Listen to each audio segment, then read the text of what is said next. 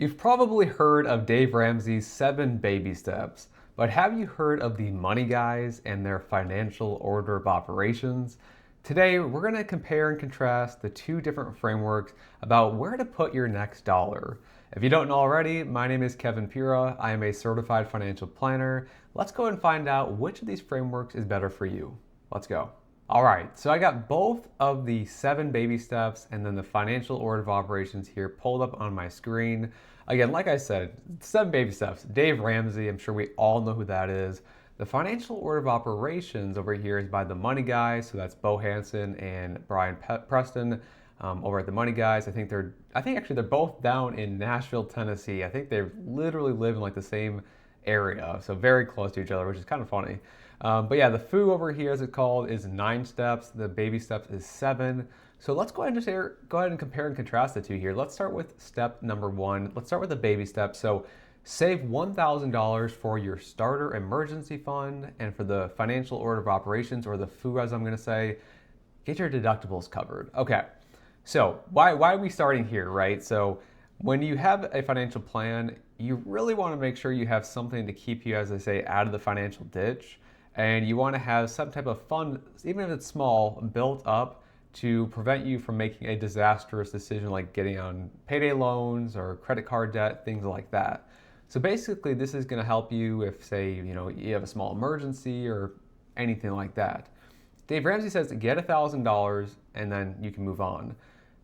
The FOO says cover your highest deductible. So that could be your health insurance deductible, maybe your home or auto, depending on your situation. Most people probably going to be your health deductible. And basically what that's saying is, hey, we know that we kind of already have a framework with your insurance of your specific risk profile. So by covering your highest deductible, you're kind of, checking that mark there. Whereas Dave Ramsey kind of looks at it from this is easier, simpler for most people, $1,000. It's supposed to get rid of those ankle biters, as Dave or one of his co-hosts has said. So $1,000, unfortunately, just isn't enough nowadays because this plan was developed, I think, at least 20 years ago or so. And you have to ask yourself, are they ever going to adjust it for inflation? Dave, like I said, will say, well, it was never meant to be adjusted. It's always supposed to be a starting point. And I totally understand and I respect that. But in today's world, $1,000, guys, is just pretty low. The one nice thing about the FOO here is that it kind of goes in and says, at least we're going to frame this a little bit around your specific, risk profile in a way. Whereas Dave Ramsey says, hey, whether you're making, a couple $100,000 a year, you have a lot of expenses, or if you're just getting by, you're going to have a $1,000 emergency fund. So if an emergency happens and it's more than $1,000, that is an issue. You're going to kind of, dip your toes into some, payday loans, or hopefully not, or like a credit card, most likely. So what I would argue is, the FOO does make more sense here. It's like a risk mitigation first step. The $1,000 is nice behaviorally because it's a nice round number, $1,000. But I just don't think it's enough in today's world. I would be curious what you guys think about when it comes to just having like 1 month worth of expenses saved up. So that way it's extremely tailored to you, just 1 month worth of expenses. But at the same time, it's not going to be so much where it's going to be, a true large like emergency fund, as you'll see in the next few steps. So yeah, both of them I think are okay. I don't think $1,000 is really enough today though. I would argue maybe just 1 month's worth of expenses is even a better way. But you could argue that for some people that's just too much possibly to save up, and then they never go to the next few steps. So again, kind of depends on the person, but I do think the FOO has a little bit better idea here for this step. Step 2. So for Dave Ramsey, this is where things are really going to take a big change here, because they were kind of on the same page a little bit when we started, some type of emergency fund. Step 2 says for Dave Ramsey, pay off all your debt except for your mortgage using the debt snowball. Whereas the FOO and the Money Guys are saying, hey, get your employer match. So completely diverging here, schools of thoughts, okay? So for Dave Ramsey, pay off all your debt.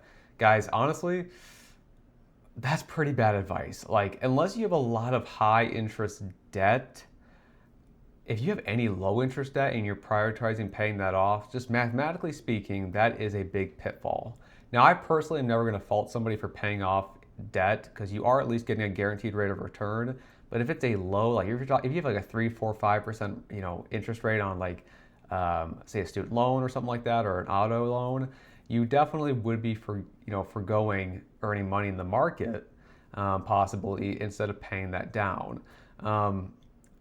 And the reality is, the debt snowball, again, that's more on the behavioral side because the avalanche method, the opposite of it, has you pay the highest interest first, whereas the snowball method starts with the lowest, balance first and just keeps stacking. So some behavioral infusions there.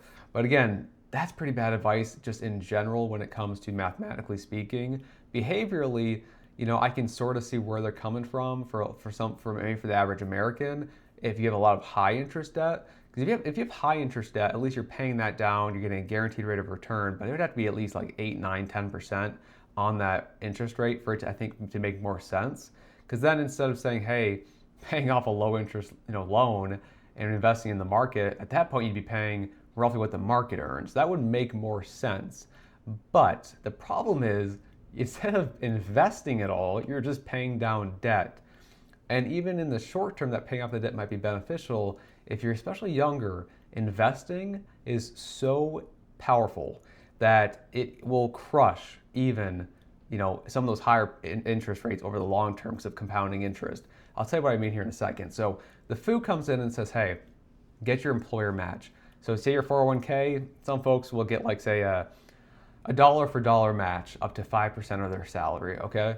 And in that case, from the FOO, that money's getting invested, and that's literally free money that you're taking that from your employer. You might have like a vesting schedule tied to it, but it's still free money. And if you're especially younger and you're investing that, right off the bat, that's if it's a dollar for dollar match, that's 100% return right off the gate. So as long as you're getting vested on that and don't leave your employer early. So in that circumstance, we're just talking apples to apples here, 100% rate of return versus even a credit card, which is 20 to 30 typically. We know the employer match would win out. And then the bigger point I'm trying to make here is that employer match, you accelerate that over 20, 30, 40 years of compound growth.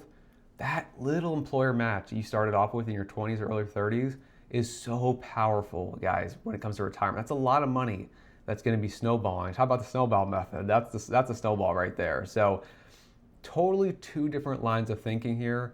For me personally, mathematically, the employer match makes sense because for the FOO, they come in here at step 3 and say, now get your high interest debt. So the credit cards, payday loans, I think they qualify high interest debt depending on your age. I think over like 7, 8% if you're in your 20s or 30s.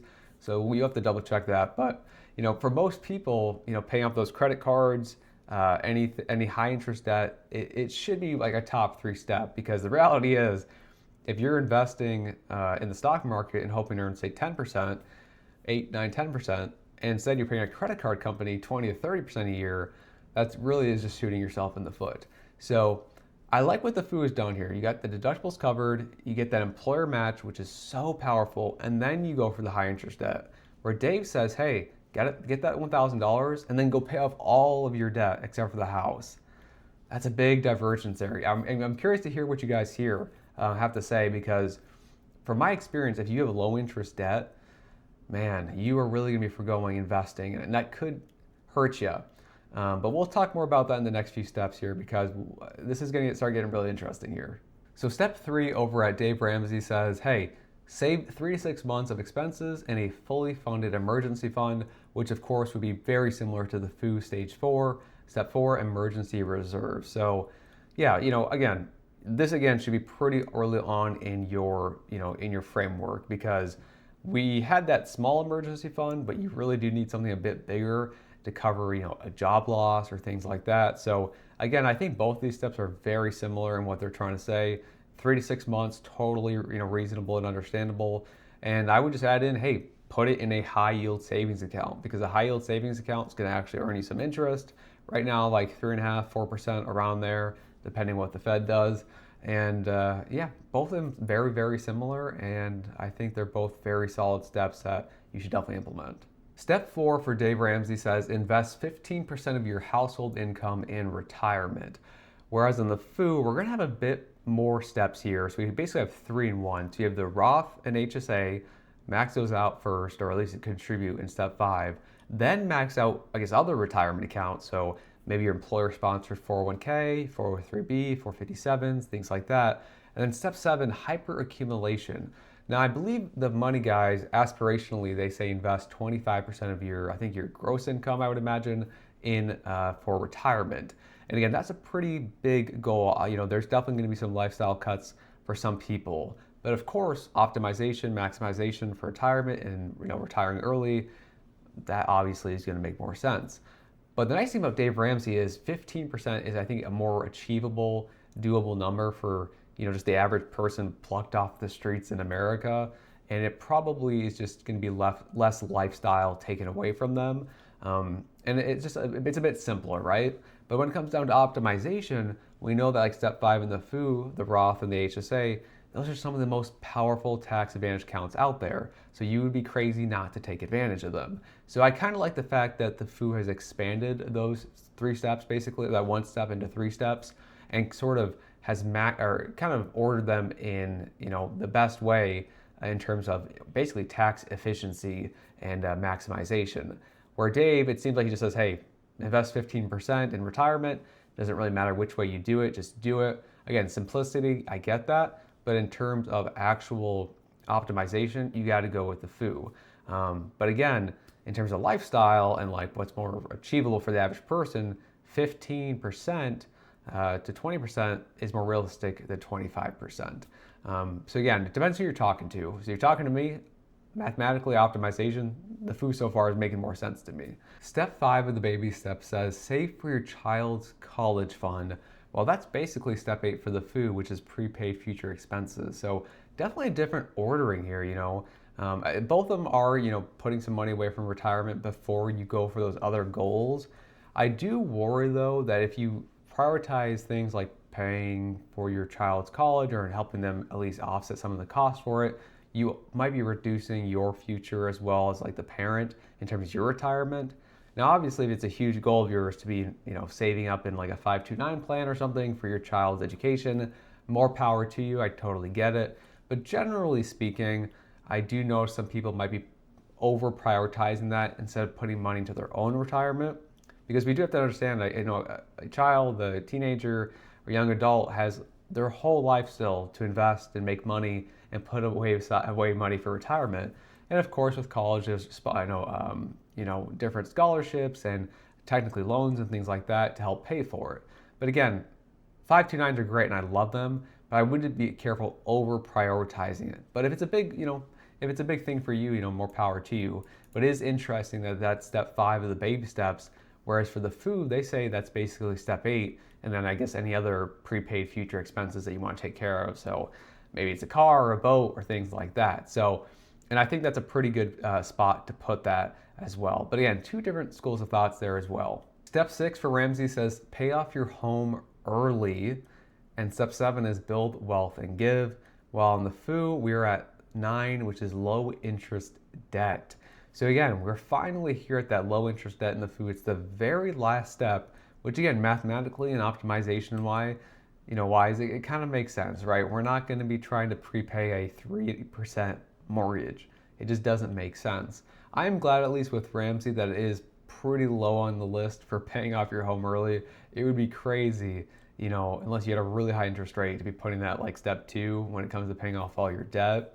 And I think both of these plans really try to incorporate and prioritize, giving to people and, sharing your wealth if that's a goal for you, and charitable contributions, things like that. Because at the end of the day, we don't want to really run up a scoreboard and a leaderboard.